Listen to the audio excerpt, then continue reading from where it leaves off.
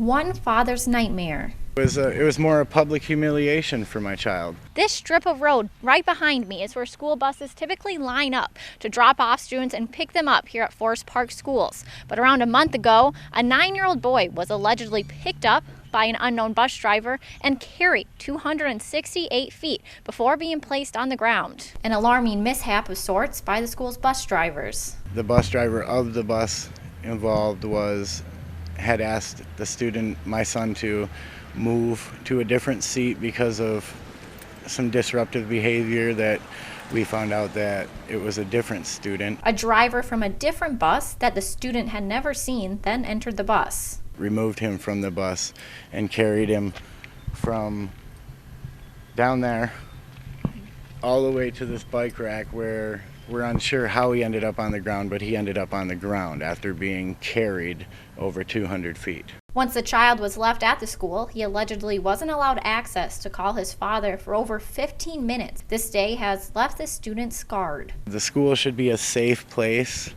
for children to come, and it baffles me that my son is afraid to come to school or stay in school. As a result of the incident, the student is seeking outside professional help for trauma-related disconnectedness.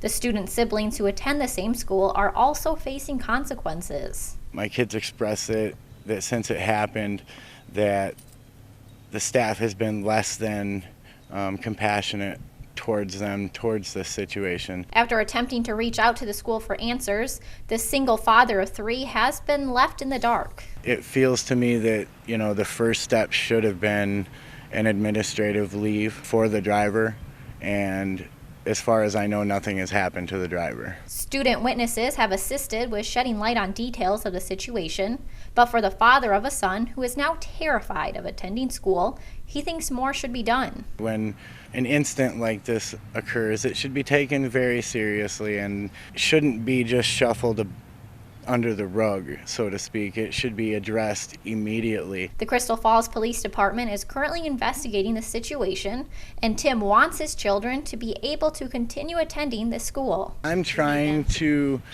work with the school in order to correct the situation. However, they've been less than cooperative. ABC 10 also tried reaching out to the superintendent of Forest Park Schools, but was told there will be no comment at this time. Melanie Palmer reporting for ABC 10 and CW5 in Crystal Falls.